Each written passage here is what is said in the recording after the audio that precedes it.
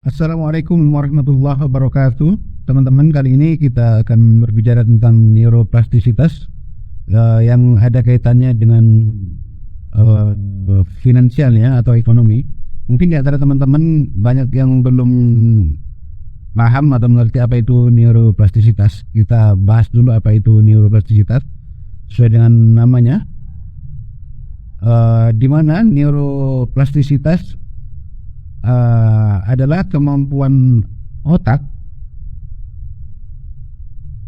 untuk beradaptasi dan merespon perubahan dengan membentuk ulang koneksi saraf dan jalur komunikasi di dalamnya.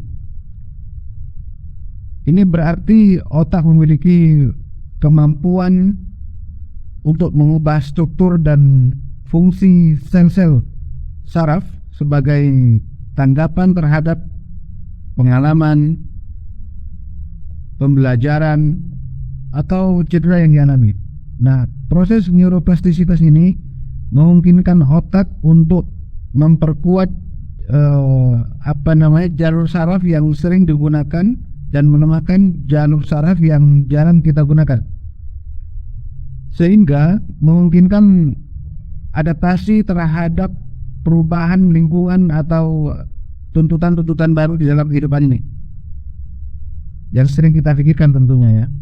Nah, dalam konteks neuroplastisitas dari sisi keuangan, konsep ini dapat diterapkan untuk mengubah pola pikir dan perilaku terkait keuangan.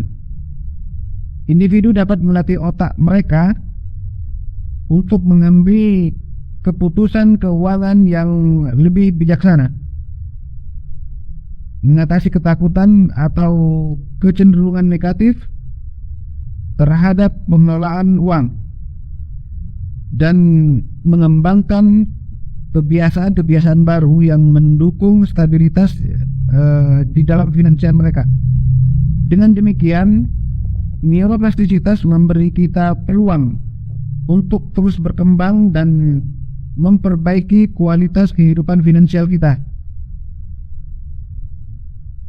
Nah, teman-teman, perlu kita ketahui bahwa dalam dunia keuangan yang saat ini cepat sekali berubahnya, nah, kemampuan untuk beradaptasi dengan perubahan menjadi sangat-sangat penting. Kenapa? Karena banyak orang mengalami kesulitan dalam mengatur keuangan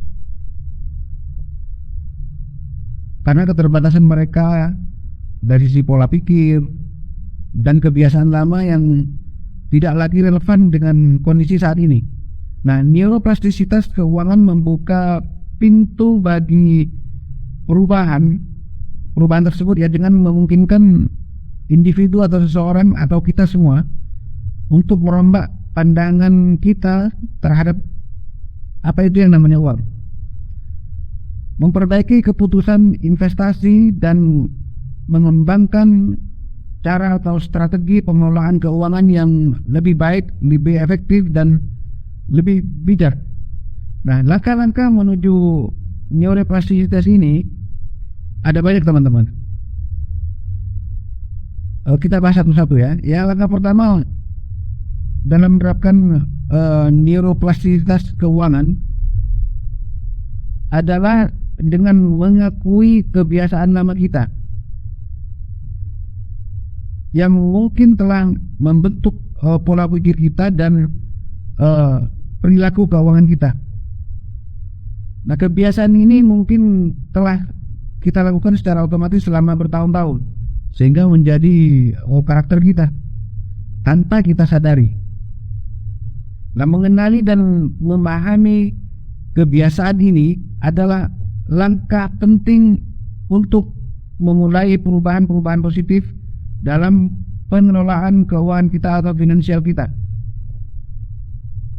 Kita kasih contoh misalnya dari mengakui kebiasaan lama dalam kehidupan sehari-hari adalah kebiasaan belanja impulsif misalnya.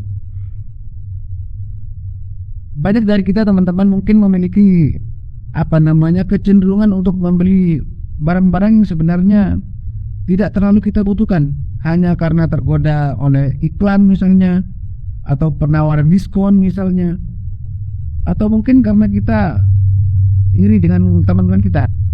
Nah, kebiasaan ini bisa berdampak negatif pada keuangan kita,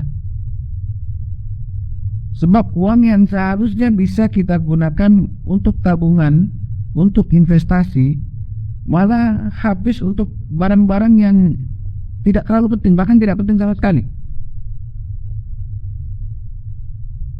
Nah, teman-teman, dengan mengakui kebiasaan ini, kita dapat menghentikan diri kita sejenak sebelum membeli sesuatu dan bertanya pada diri kita sendiri, apakah barang tersebut benar-benar diperlukan atau tidak. Kita juga bisa membuat daftar belanja sebelum pergi berbelanja dan berkomitmen untuk hanya membeli barang yang ada dalam daftar tersebut. Nah, melalui langkah-langkah kecil seperti ini, kita dapat membentuk jalur saraf baru yang mendukung keputusan belanja yang lebih bijak. Selain itu, kita juga bisa mengenali kecenderungan untuk menunda pembayaran tagihan atau mengabaikan anggaran bulanan.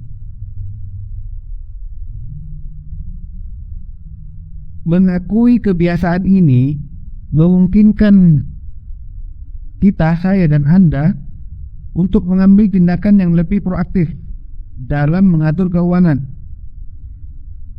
Kita kasih contoh dalam kehidupan sehari-hari ya, misalnya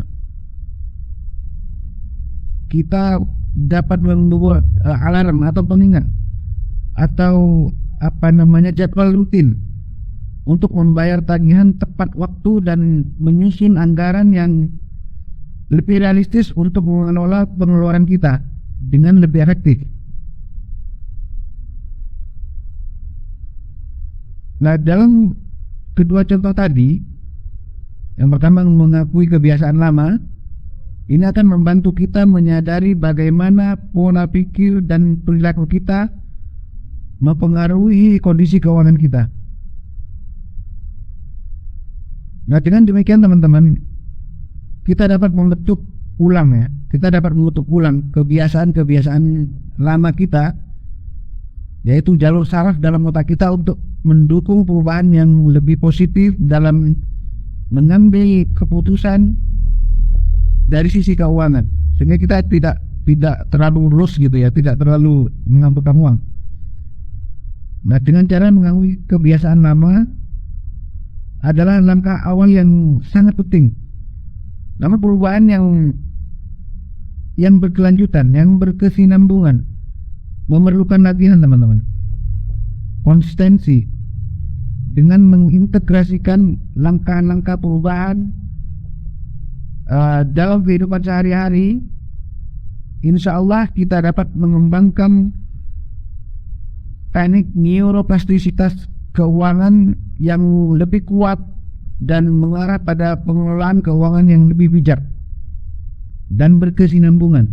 Karena tentu kita punya uang untuk jangka yang lama ya, tidak ingin kita habiskan dalam sehari atau 2 hari. Nah, langkah kedua dalam menerapkan neuroplastisitas ini di dalam bidang keuangan adalah dengan berusaha untuk belajar dan membuka wawasan baru terkait konsep keuangan, misalnya investasi dan pengelolaan uang. Nah, dengan cara mempelajari hal-hal baru akan membantu kita membangun jalur saraf baru di dalam otak kita yang mendukung pemahaman yang lebih baik tentang finansial, tentang keuangan. Dengan menambah pengetahuan tentang finansial atau keuangan, kita dapat mengambil keputusan keuangan dengan lebih percaya diri dan lebih cerdas, lebih bijak, dan lebih masuk akal. Teman-teman, kita kasih contoh, misalnya ada seseorang mungkin tidak memiliki atau kurang memiliki pemahaman yang mendalam tentang berbagai instrumen investasi yang tersedia. Katakanlah seperti saham, obligasi, atau reksadana. Dia hanya menempatkan uangnya dalam rekening tabungan karena merasa lebih nyaman dan tidak tahu banyak tentang pilihan lainnya. Akan tetapi dengan menerapkan langkah belajar dan membuka wawasan baru, orang tersebut akan memutuskan untuk belajar lebih lanjut tentang berbagai jenis investasi.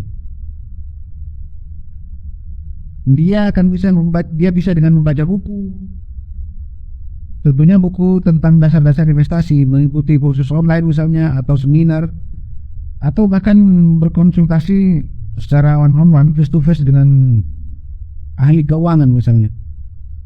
Nah, melalui proses seperti ini, otaknya akan membentuk jalur neuron baru atau jalur saraf baru yang terhubung dengan pemahaman tentang berbagai instrumen investasi. Seiring waktu teman-teman, dia akan mulai merasa lebih nyaman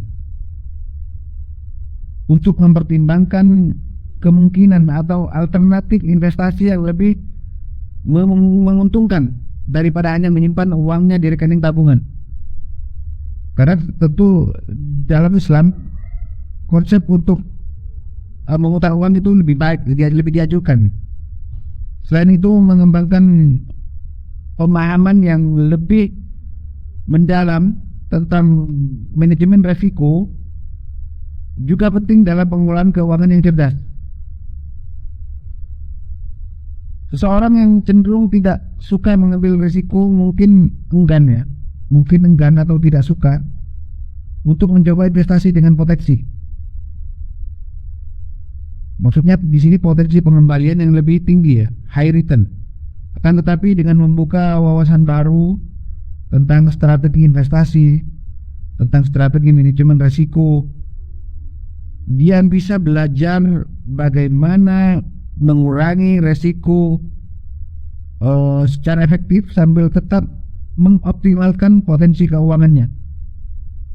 Tentunya potensinya untuk lebih menguntungkan ya. Teman-teman, dalam kehidupan sehari-hari kita, langkah ini bisa diterapkan ya dengan memulai, misalnya kita sering membaca artikel, buku, atau mengikuti seminar-seminar tentang keuangan, atau nonton YouTube, atau membaca buku tentang keuangan dan bidang investasi, akan membuka wawasan baru. Juga bisa melalui diskusi dengan teman atau keluarga yang lebih paham tentang hal ini. Teman-teman, dengan berkomitmen untuk terus belajar, kita dapat membentuk jalur saraf yang mendukung pemahaman dan keputusan keuangan yang lebih cerdas.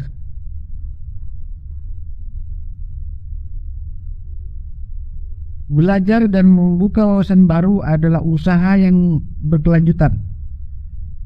Dengan tetap terbuka terhadap pengetahuan baru dan menggali lebih dalam tentang bidang keuangan atau finansial atau tentang investasi misalnya, insya Allah kita dapat terus memperkuat yang sedang kita bahas ini, yaitu neuroplastisitas keuangan kita dan meraih manfaat jangka panjang dalam pengelolaan keuangan kita atau investasi kita atau finansial kita. Itu langkah kedua ya teman-teman. Kemudian langkah ketiga, dalam mengembangkan teori neuroplastisitas keuangan adalah melalui praktek dan tentunya konsistensi. Setelah kita mengenal kebiasaan lama dan memperluas pengetahuan kita tentang bidang keuangan, finansial, atau investasi, langkah selanjutnya adalah menerapkan perubahan tersebut dalam kehidupan kita sehari-hari. Jadi kita tidak hanya belajar, tidak tanpa ada praktek. Tentunya dengan cara yang lebih disiplin. Praktek yang konsisten akan membentuk neuron kita atau membentuk ulang jalur saraf dalam otak kita, sehingga perilaku baru dapat menjadi kebiasaan yang berkelanjutan. Misalnya begini teman-teman, kita kasih contoh ya. Ada seseorang yang telah memutuskan untuk mengendalikan kebiasaan belanja secara impulsif yang selama ini merugikannya misalnya. Karena dia telah belajar tentang pentingnya mengelola pengeluaran, kemudian dia memutuskan untuk membuat anggaran bulanan yang lebih jelas, dan tentunya dia akan mematuhi dengan sungguh-sungguh. Dia menentukan alokasi anggaran untuk masing-masing kategori pengeluarannya, seperti makan, seperti transport, hiburan, dan lain-lain. Mungkin teman-teman mengenal istilah fixed cost atau variable cost. Jadi lebih menekankan pada fixed cost daripada variable cost, karena variable cost ini bisa kita kurangi, rampingkan. Setiap kali dia ingin membeli sesuatu yang di luar rencana, tidak terencana, dia mengingat anggaran yang telah dia buat tadi dan mempertimbangkan apakah pembelian tersebut sesuai dengan prioritas keuangan yang telah dia tetapkan tadi. Meskipun mungkin ini akan sulit pada awalnya, tapi saat kita belajar terus, praktik terus, ini insya Allah akan menjadi kebiasaan. Karena dia terus melatih otaknya untuk merespon impuls belanja dengan pertimbangan yang lebih bijak dan lebih logis. Kemudian teman-teman ada contoh lainnya, misalnya ketika seseorang berusaha untuk meningkatkan kebiasaan menabung atau saving. Setelah belajar tentang membuat daftar belanja tadi, tentang manfaat tabungan dan investasi, dia memutuskan untuk mengalokasikan sebagian pendapatannya untuk tabungan setiap bulan, walaupun ini sedikit. Kemudian dia bisa membuka rekening di bank ya misalnya, atau di bank syariah boleh, atau mungkin dia kumpulkan sendiri uangnya dalam bentuk emas nanti. Yang sulit, yang tabungan tadi atau investasi tadi sulit diakses dengan sejumlah uang ke rekening tersebut setiap gajian, sehingga tidak mudah untuk mengeluarkannya.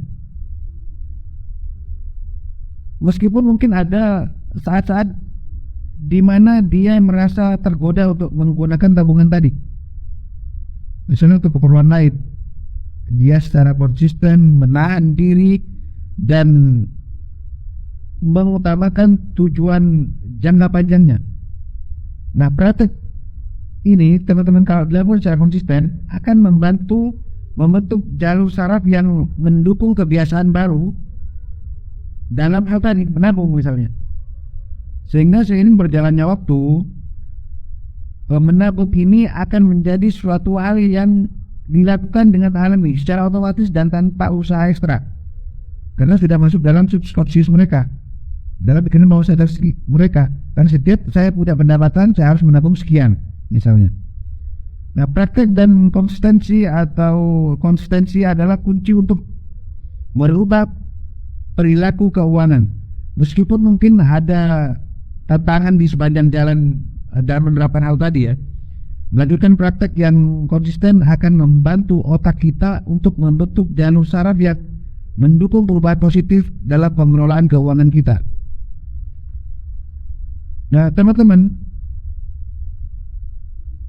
dengan waktu, kebiasaan baru yang baik akan menjadi bagian integral dari kehidupan sehari-hari kita. Itu langkah ketiga teman-teman.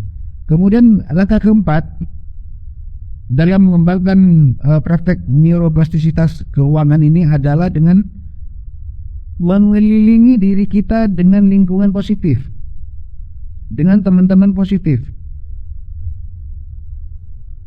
yang sekiranya mendukung perubahan dan pertumbuhan dalam pengelolaan keuangan kita. Nah, teman-teman, lingkungan ini dapat memiliki dampak yang sangat signifikan pada pola pikir kita. Dan dengan memilih lingkungan yang positif, kita dapat memperkuat upaya neuroplastisitas keuangan kita.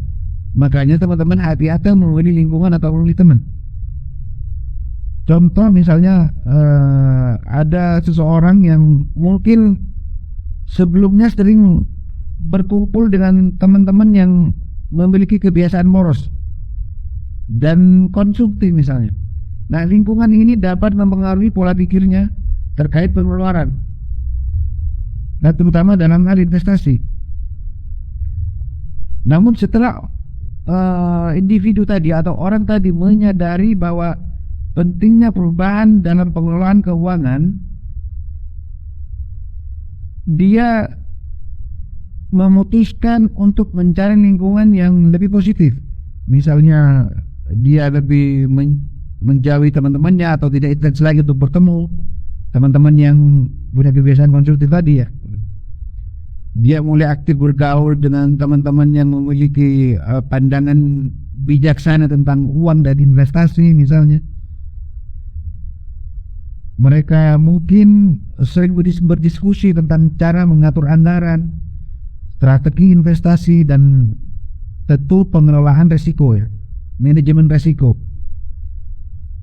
Nah, lingkungan ini memberikan dukungan dan inspirasi bagi orang tadi untuk terus belajar dan mengembangkan pola pikir yang lebih seimbang. Tentunya terkait keuangan dan investasi ya.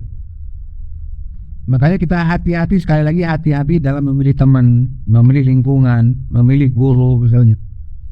Di samping itu mengikuti komunitas, misalnya komunitas online yang fokus pada topik keuangan misalnya, dapat memberikan kesempatan untuk berpikir, untuk bertukar pengalaman, belajar dari komunitas baru kita, dan mendapatkan saran dari mereka yang memiliki pengetahuan yang lebih mendalam tentang keuangan, tentang investasi, dan tentang dunia finansial lainnya.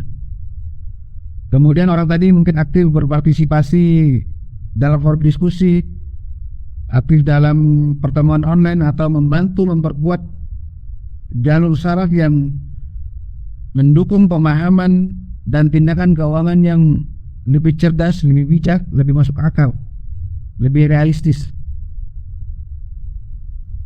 Nah, dengan menghindari situasi atau lingkungan yang memicu perilaku keuangan yang buruk juga merupakan bagian dari langkah ini.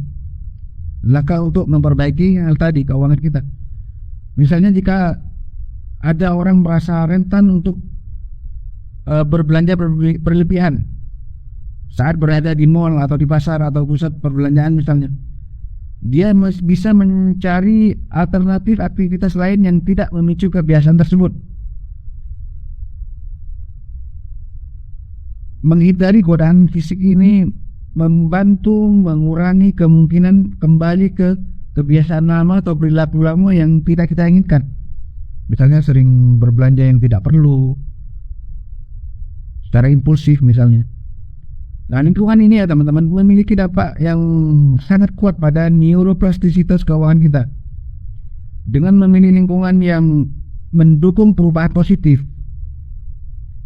kita dapat mempercepat proses pembentukan jalur saraf baru yang mendukung keputusan, sekali lagi yang mendukung keputusan keuangan yang lebih bijak. Nah, dukungan dari lingkungan ini juga akan memberikan dorongan dalam meraih keberlimpahan keuangan dalam kehidupan kita. Sekali lagi, lingkungan itu sangat penting. Makanya berhati-hatilah dalam memilih teman, memilih guru, atau membentuk lingkungan komunitas kita. Kemudian apa saja sih teman-teman manfaat dari neuroplastisitas keuangan ini? Yang pertama adalah peningkatan pengambilan keputusan, yakni mengoptimalkan keputusan keuangan kita dengan neuroplastisitas. Perlu diketahui teman-teman bahwa peningkatan pengambilan keputusan adalah salah satu manfaat signifikan dari menerapkan prinsip neuroplastisitas keuangan. Nah, dengan membentuk jalur saraf yang mendukung analisis yang lebih baik dan pemahaman yang lebih dalam terhadap opsi keuangan, ada pilihan-pilihan yang bisa kita ambil. Misalnya kita dapat mengoptimalkan keputusan-keputusan keuangan kita untuk mencapai hasil yang lebih baik dan lebih menguntungkan. Setidaknya kita tidak urus terlalu banyak karena kita sudah belajar tentang risiko manajemen risiko. Misalnya kita kasih contoh, misalnya ada orang yang sebelumnya memiliki kebiasaan mengambil keputusan investasi tanpa melakukan riset, tanpa mempelajari dulu investasi apa yang sedang dia hadapi, tanpa menganalisa dulu dengan lebih memadai apa istilahnya uangnya dia cenderungin untuk apa. Dia seringkali hanya mengikuti tren pasar atau mendengar saran dari teman-temannya tanpa memeriksa terlebih dahulu fakta-fakta lebih tentang apa yang sedang dia hadapi. Nah teman-teman, akibatnya apa? Dia mungkin mengalami kerugian karena menginvestasikan uangnya dalam proyek yang tidak memiliki potensi yang lebih kuat atau potensi yang kuat untuk jangka waktu panjang. Akan tetapi setelah memahami pentingnya neuroplastisitas keuangan, orang tadi memutuskan untuk mengubah pendekatan pengambilan keputusan investasinya. Dia mulai mengalokasikan waktu untuk mempelajari berbagai aset investasi, membaca laporan keuangan, dan memahami faktor-faktor yang mempengaruhi misalnya kinerja pasar. Melalui proses ini teman-teman, dia membentuk jalur saraf baru yang mendukung analisis yang lebih mendalam. Ketika dia dihadapkan pada peluang investasi yang berikutnya, dia akan menggunakan pengetahuan yang sudah dia pelajari tadi, yang telah dia peroleh untuk melakukan penilaian yang lebih baik. Dia akan cenderung lebih mempertimbangkan risikonya daripada keuntungannya. Kalau untung tidak usah dipertimbangkan karena semua orang pasti untung. Tapi jarang sekali orang yang mempertimbangkan tentang risikonya, posisi imbal hasil, dan kecocokan dengan tujuan investasinya sebelum membuat keputusan tadi. Nah teman-teman, dalam hal ini neuroplastisitas membantu otak kita menghasilkan respon yang lebih cerdas dan lebih bijak yang mengarah pada keputusan investasi yang lebih baik, lebih informatif, dan tentunya lebih menguntungkan. Setidaknya tidak loss terlalu banyak, tidak rugi terlalu banyak, atau mungkin hanya break even gitu. Ada contoh lain teman-teman, ketika ada orang harus membuat keputusan besar misalnya tentang membeli properti atau meminjam uang untuk pendidikan lanjutan S2 misalnya atau S3 misalnya. Nah, dengan mengembangkan kemampuan analisis dan penilaian yang lebih baik melalui proses pembentukan jalur saraf baru, orang tadi dapat mengatasi kebingungan dan ketidakpastian, dan dia sering terkait dengan keputusan keuangan besar. Hasilnya, keputusan tersebut akan didasarkan pada informasi yang lebih akurat dan pertimbangan yang lebih matang. Contoh lain adalah ketika seseorang harus membuat keputusan besar tentang membeli properti atau meminjam uang untuk pendidikan lanjutan misalnya. Dengan mengembangkan kemampuan analisis dan penilaian yang lebih baik melalui proses pembentukan jalur saraf baru, orang tersebut dapat mengatasi kebingungan dan ketidakpastian yang sering terkait dengan keputusan keuangan besar. Hasilnya, keputusan tersebut akan didasarkan pada informasi yang lebih akurat dan lebih mempertimbangkan hal yang lebih matang. Nah, peningkatan pengambilan keputusan adalah tujuan utama dari neuroplastisitas keuangan ini.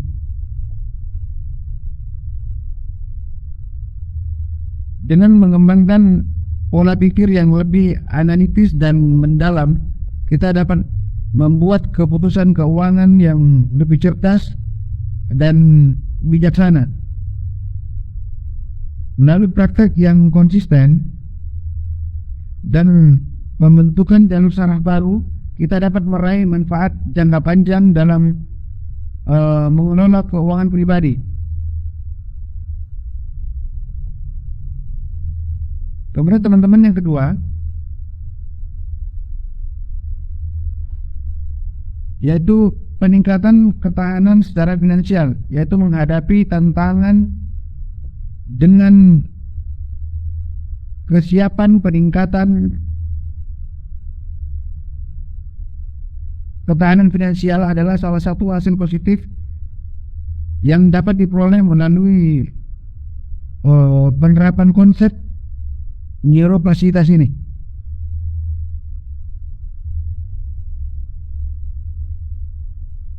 Perlu diketahui teman-teman bahwa dengan membentuk ulang jalur saraf dalam otak kita, kita dapat mengembangkan kemampuan untuk menghadapi tantangan ekonomi dengan kesiapan dan keberanian. Kita lebih siap dan kita lebih berani untuk mengambil keputusan, serta kita bisa menjaga stabilitas finansial kita dalam berbagai situasi agar kita tidak terlalu rugi lebih banyak. Setidaknya kita bisa bergiven, atau istilahnya nol kerugian ya. Teman-teman, mari kita lihat contoh nyata dalam kehidupan kita sehari-hari. Misalnya ada seseorang yang mungkin sebelum memiliki kebiasaan baru, misalnya dia memiliki kebiasaan menghabiskan uang tanpa berpikir panjang tentang konsekuensi jangka panjang. Dia seringkali memiliki tabungan yang minim dan berisiko menghadapi kesulitan keuangan ketika menghadapi peristiwa tak terduga, seperti kehilangan pekerjaan atau kebutuhan mendesak lainnya.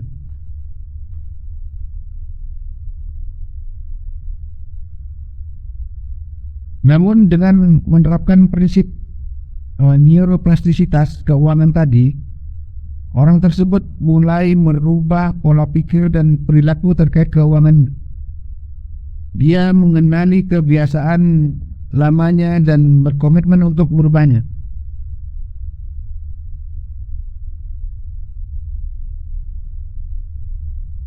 Melalui praktek dan konsistensi, dia mulai mengalokasikan sebagian pendapatannya untuk tabungan darurat misalnya.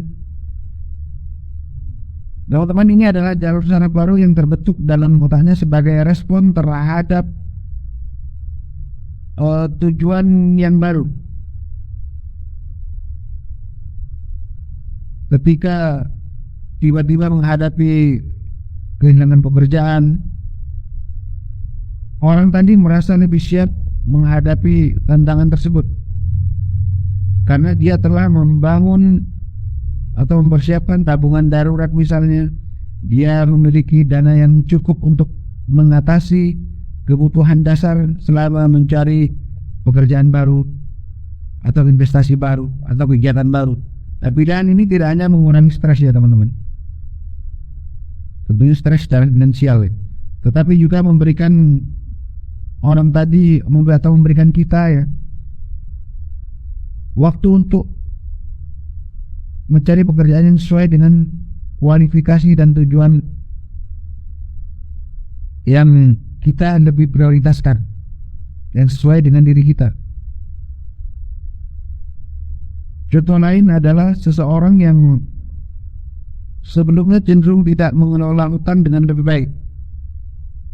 Telah belajar tentang pentingnya manajemen utang dan bagaimana membayar utang dengan efisien. Orang tadi mulai merencanakan strategi untuk mengurangi kebiasaan berhutangnya. Nah teman-teman, melalui praktek dan konsistensi dalam mengikuti rencana tersebut, dia secara perlahan-lahan membayar hutangnya. Dari mulai yang kecil, kemudian lebih besar lagi. Ada trik negosiasi dengan yang punya piutang misalnya. Nah, ketika menghadapi situasi tak terduga seperti biaya medis mendesak, Orang tersebut tidak lagi merasa putus asa karena dia telah membangun jalur saraf yang mendukung manajemen hutang yang lebih baik. Dia dapat merencanakan dan mengatasi biaya tersebut tanpa mengorbankan stabilitas finansialnya. Sekali lagi, dia dapat merencanakan dan mengatasi biaya tersebut tanpa mengorbankan stabilitas finansialnya. Nah, teman-teman, peningkatan ketahanan secara finansial adalah hasil nyata dari neuroplastisitas keuangan. Dengan membentuk jalur saraf baru yang mendukung keputusan keuangan yang bijaksana, kita dapat menghadapi tantangan ekonomi dengan lebih baik dan menjaga stabilitas finansial dalam jangka panjang.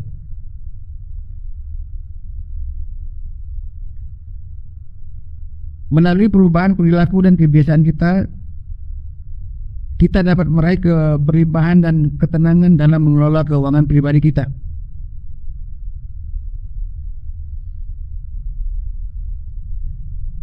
Kemudian yang berikutnya yaitu teman-teman mengurangi stres keuangan. Tujuan dari neuroplastisitas keuangan tadi menciptakan ketenangan dalam pengelolaan keuangan. Salah satu manfaat penting dari menerapkan konsep neuroplastisitas keuangan ini adalah kemampuan untuk mengurangi stres keuangan, misalnya dengan membentuk ulang jalur saraf dalam otak kita. Kita dapat mengembangkan pola pikir yang lebih positif dan mengambil tindakan yang lebih cerdas, lebih bijak, lebih rasional terkait keuangan kita, sehingga menghasilkan keadaan mental yang lebih baik, lebih tenang, lebih damai dalam menghadapi tantangan dalam bidang keuangan. Kita cenderung tidak terburu-buru untuk mengambil keputusan harus investasi ke mana, kemana dan kemana.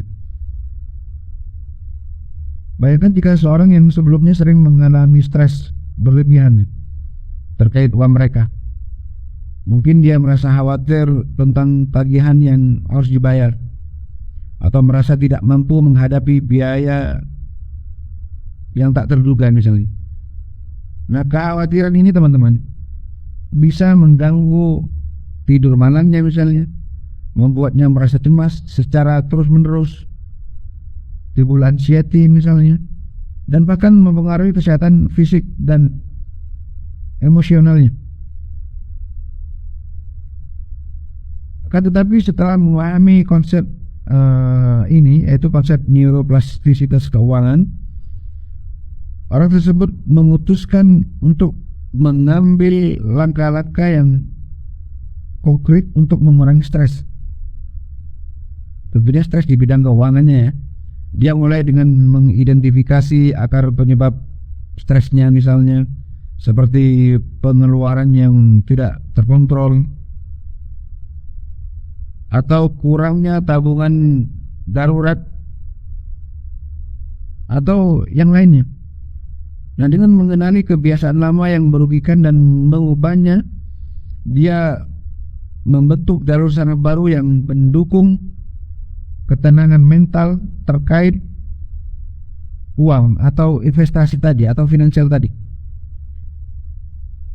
Teman-teman, orang ini akan lebih merencanakan anggaran yang lebih realistis dan mengatur rencana keuangan untuk jangka panjang, tidak hanya jangka pendek saja.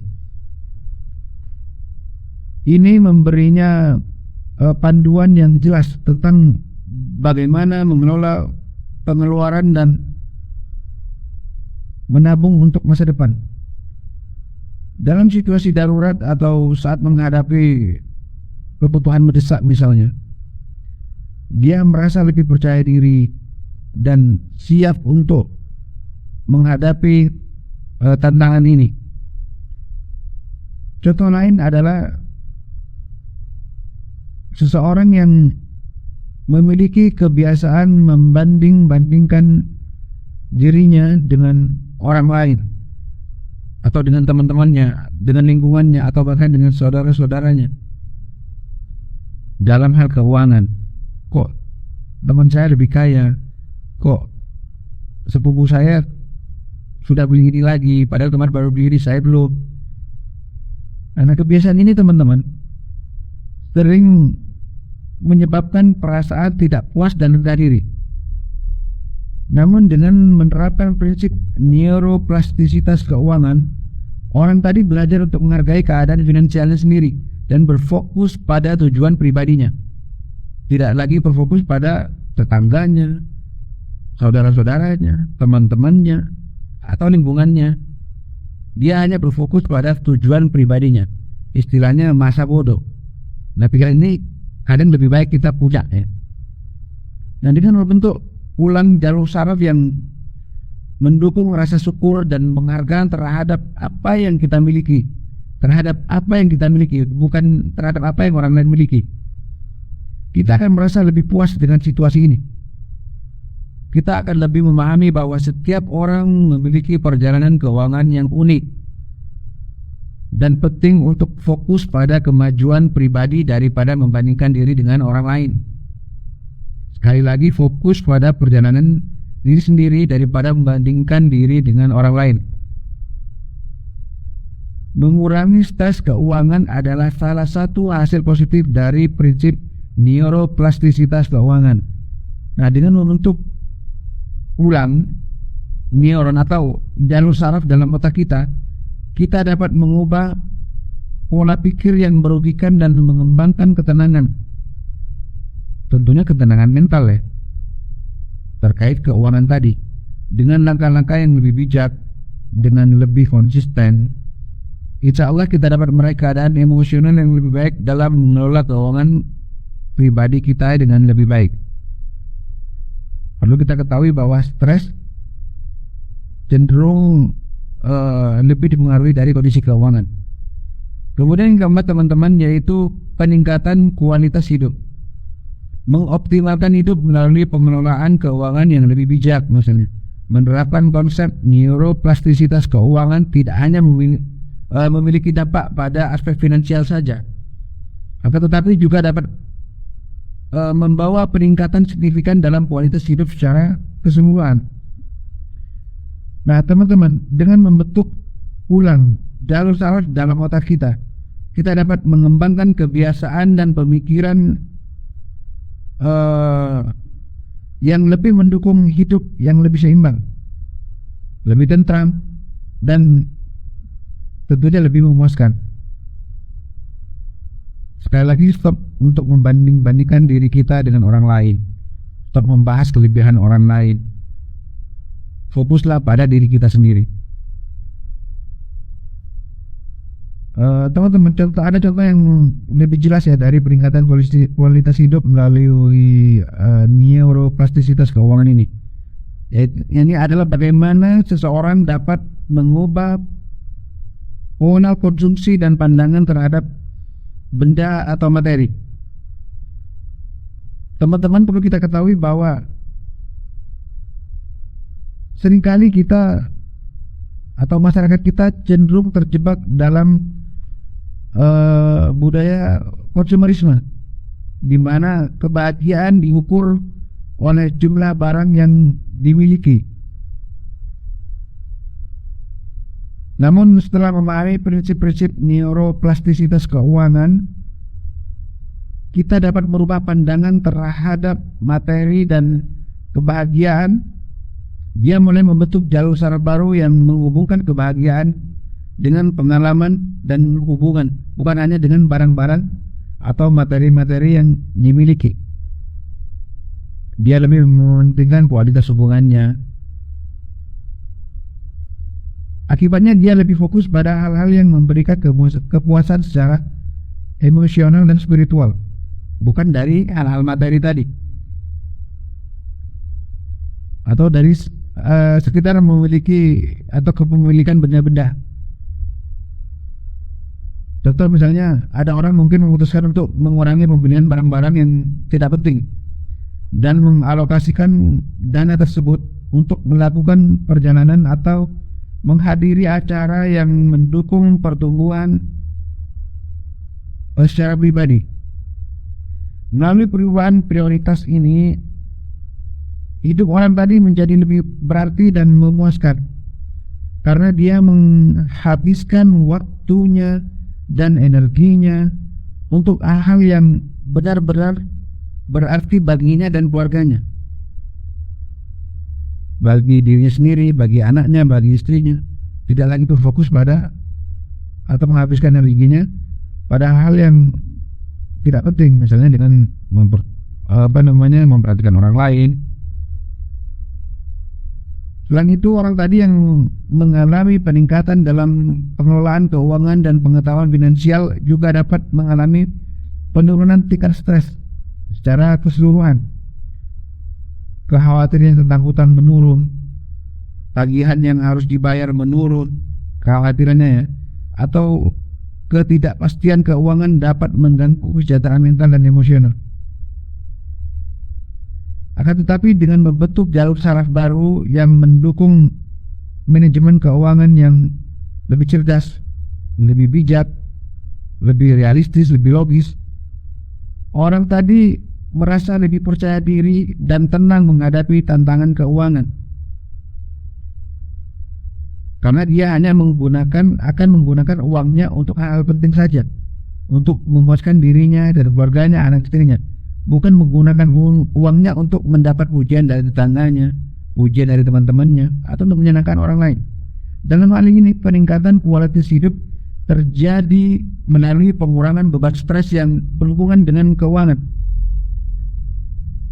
yang pada gilirannya teman-teman memungkinkan orang tadi untuk lebih fokus pada aspek-aspek positif dalam kehidupannya, seperti hubungannya dengan keluarganya, kesehatannya, fisik maupun mentalnya, dan pertumbuhan pribadinya. Teman-teman perlu ingat bahwa peningkatan kualitas hidup adalah tujuan utama dari neuroplastisitas keuangan ini. Dengan membentuk ulang jalur saraf yang mendukung keputusan dan kebiasaan yang bijaksana terkait uang, terkait investasi, terkait finansial, terkait pembelanjaan.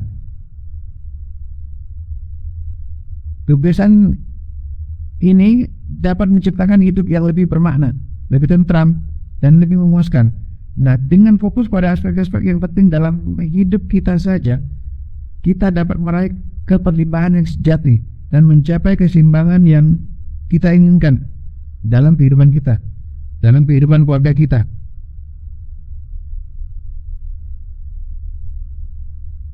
Kemudian perlunya mengintegrasikan prinsip neuroplastisitas keuangan dalam kehidupan kita. Langkah menuju keberlimpahan keuangan teman-teman dan kesejahteraan dengan cara mengintegrasikan konsep neuroplastisitas keuangan dalam kehidupan kita sehari-hari, dalam kehidupan saya, kehidupan Anda, di mana ini adalah langkah penting menuju keberlimpahan keuangan dan kesejahteraan. Tentu ini akan melibatkan perubahan pola pikir, perubahan kebiasaan, perubahan pandangan tentang uang yang akan membentuk jalur saraf baru dalam otak kita. Dengan mengadopsi prinsip-prinsip neuroplastisitas keuangan tadi, insya Allah kita dapat meraih manfaat jangka panjang dalam pengelolaan keuangan dan kualitas hidup secara keseluruhan. Mulai dengan kesadaran dan komitmen. Langkah pertama dalam mengintegrasikan misalnya neuroplastisitas keuangan tadi adalah dengan menyadari bahwa betapa pentingnya perubahan dan betapa pentingnya berkomitmen untuk merubah pola pikir dan pola perilaku dalam hal mengelola keuangan kita. Teman-teman perlu diingat ya, bahwa ini adalah saat-saat yang krusial untuk mengenali kebiasaan lama yang merugikan dan memutuskan untuk mengubahnya. tanpa kesadaran dan komitmen yang kuat dari dalam diri kita sendiri, perubahan ini akan sulit kita capai. Kemudian ada praktek dan konsistensi tadi. Setelah memiliki kesadaran dan komitmen, langkah berikutnya adalah menerapkan perubahan tersebut dalam praktek keseharian kita. Praktek dan konsistensi dalam hal ini adalah kunci dalam membentuk jalur saraf baru yang mendukung keputusan keuangan yang bijaksana, lebih realistis, lebih logis. Misalnya, katakanlah jika tujuan kita adalah menabung, maksudnya menabung lebih banyak, kita dapat membuat rencana yang konkret tentang berapa jumlah yang akan kita tabung di setiap bulan, di setiap kita menerima gaji misalnya, dan mengikuti rencana tersebut tanpa melenceng, secara disiplin tentunya. Kemudian pembentukan kebiasaan baru. Nah teman-teman, dengan cara mengubah pola pikir, pola perilaku, membutuhkan waktu dan latihan. Dalam proses ini kita sering membentuk kebiasaan baru yang lebih positif terkait keuangan, terkait finansial, terkait investasi, pola belanja, pola pengeluaran misalnya. Nah teman-teman, kebiasaan ini akan menjadi alami, akan menjadi hal di bawah kesadaran kita, dan tidak memerlukan lagi usaha ekstra seiring dengan berjalannya waktu, karena sudah menjadi kebiasaan. Misal jika kita sebelumnya cenderung boros, melalui latihan dan konsistensi kita dapat membentuk kebiasaan boros tadi untuk berpikir 2 kali sebelum melakukan pembelian misalnya. Maksudnya pembelian yang tidak perlu ya. Kemudian selanjutnya yaitu menggunakan sumber daya, di mana mengintegrasikan neuroplastisitas keuangan juga akan melibatkan penggunaan sumber daya yang tersedia. Ini termasuk membaca buku, mengikuti seminar, berkonsultasi dengan ahlinya, maksudnya dalam hal ini ahli keuangan ya. Nah sumber daya ini membantu kita memperoleh pengetahuan yang lebih mendalam tentang pengelolaan keuangan, investasi, dan strategi yang cerdas.